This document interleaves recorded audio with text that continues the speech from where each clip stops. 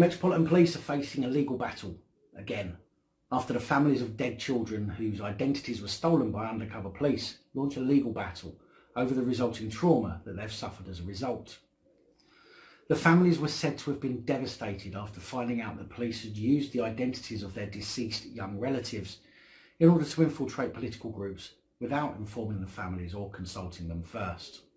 4 families have started legal action against the Metropolitan Police, saying that they're appalled and angered at the conduct of the undercover officers. Their legal action, which has been submitted in a formal claim to Scotland Yard, alleges the Met Police misused private information and intruded on their personal grief, causing them distress and damaging their mental health.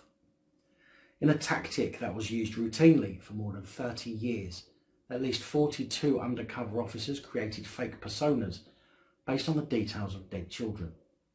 Before the undercover police were deployed, they were said to have spent hours trawling through birth and death certificates in official archives to select candidates. Once they selected a suitable one, they were then issued with fake identity records, including driver's licences and passports in the name of their chosen mark. To make their fake identities more credible, the officers visited the neighbourhoods where the children had lived and even visited their graves.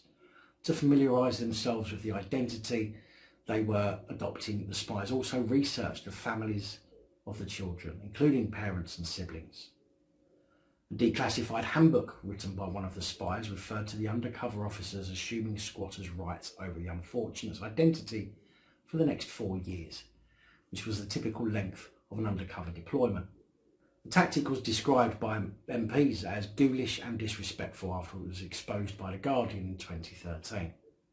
Now, I know that we can often have a difference of opinion over some of these reports, and I will say again that I do not do these to try and get you to agree with me. I offer my opinions only to encourage you to share yours in the comments. So please do not take my opinions about the stories shared as my attempts to get you on side with my own opinions.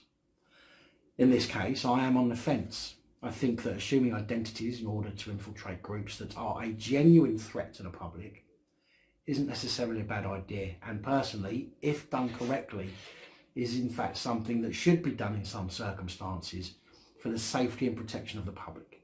Therefore, although it may be very disrespectful, I can't claim that I disagree with it completely, based on it being used for the right reasons, of course. However, to research the families without their knowledge, gaining information about people who are not under investigation for a crime and potentially putting them at risk is obviously a very bad idea. Frank Bennett and Honor Robson, whose 18-year-old brother Michael Hartley died whilst working on a trawler in 1968, are among those taking legal action. Recently, they discovered that an undercover police officer had used Hartley's identity to infiltrate 2 left-wing organisations, the Socialist Workers' Party and the Revolutionary Communist Group, between 1982 and 1985. Bennett said he was totally disgusted by the police's conduct, adding that he never believed the English police could stoop to such depths. Really though? 72-year-old Faith Mason is another who is taking legal action. Faith gave birth to her first son, Neil, in 1963 at the age of 16. Neil developed a series of physical disabilities and died at the age of 6. At the time of his death, her husband had left her with 3 small children to look after. Just last year, she discovered an undercover officer had used Neil's name to infiltrate the Revolutionary Communist Party and an anarchist group class war between 1989 and 93. She said the discovery brought back the trauma of losing her son. The last undercover officer known to have used a dead child's identity was Rod Richardson, who pretended to be an anti-capitalist protester between 2000 and 2003 in radical groups in London and Nottingham. The real Rod Richardson had been born in a South London hospital on the 5th of January 1973, but died just 2 days later. The fake Richardson was unmasked following investigations by The Guardian and the campaigners that he spied on. The other families were informed in recent years that the police had appropriated their relatives' identities by a judge-led public inquiry that is examining the undercover infiltration of more than 1,000 political groups since 1968.